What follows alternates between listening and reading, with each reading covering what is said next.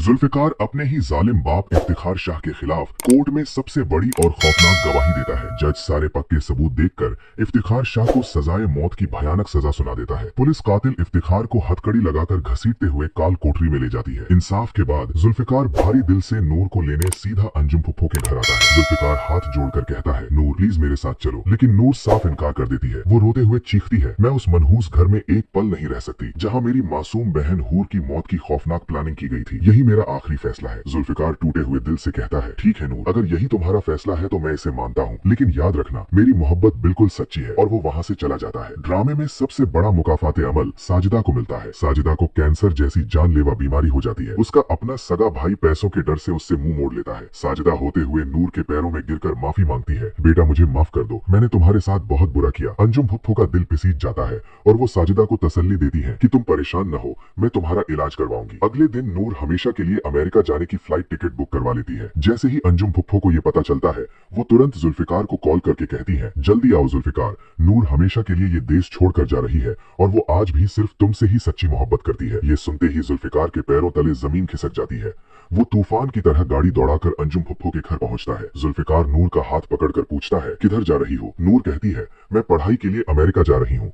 तब जुल्फिकार अपनी बेपनाह मोहब्बत का इजहार करते हुए कहता है, अगर तुम ये समझते हो कि मैंने तुम्हें सिर्फ हूर की हम शक्ल समझकर तुमसे शादी की थी तो ये तुम्हारी गलतफहमी है। मैं सिर्फ और सिर्फ तुमसे सच्ची मोहब्बत करता हूँ नूर। ये सुनकर नूर का दिल पिघल जाता है और वो जुल्फिकार के साथ जाने के लिए राजी हो जाती है। लेकिन तभी अचानक नूर को तेज चक्कर आते हैं और वो बेहोश होकर जमीन पर गिर जाती है।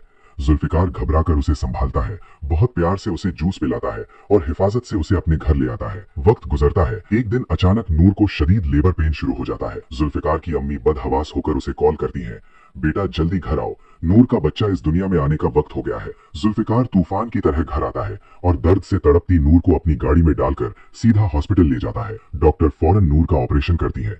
कुछ ही घंटों बाद डॉक्टर बाहर आकर जुल्फिकार को जिंदगी की सबसे बड़ी खुशखबरी सुनाती है, शाह साहब बहुत बहुत मुबारक हो, आपके घर एक बेहद खूबसूरत बेटे की पैदाइश हुई है।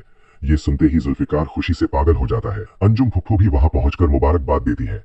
जुल्फिकार नूर के कमरे में जाता है, अपने बेटे को सीने से लगाकर मुस्कुराते हुए कहता है, मैं अपने इस शहजादे का नाम सुल्तान रखूंगा। जब डॉक्टर नूर को डिस्चार्ज करती है और वो घर पहुंचते हैं तो जुल्फिकार ने नूर के कमरे को पहले से ही खूबसूरत लाल गुलाबों से सजाया होता है। ये शानदार सरप्राइज देखकर नूर खुशी से रो पड़ती है और इस तरह जुल्फिकार और नूर अपने प्यारे से बच्चे सुल्तान के साथ एक नई और खुशहाल जिंदगी की शुरुआत करते हैं। तो दोस्तों, आपको इस ड्रामे की ये हैप्पी एंडिंग कैसी लगी और क्या आप इश्क में तेरे सदके का सीजन 2 देखना चाहते हैं? अगर हाँ तो कमेंट में लाजमी बताइएगा। हमारे चैनल पाक ड्रामा रिव्यू को लाइक, शेयर और सब्सक्राइब कर लें। तो बॉस, ये हमारी प्रेडिक्शन है जो सिर्फ एंटरटेनमेंट पर्पस के लिए बनाई गई है।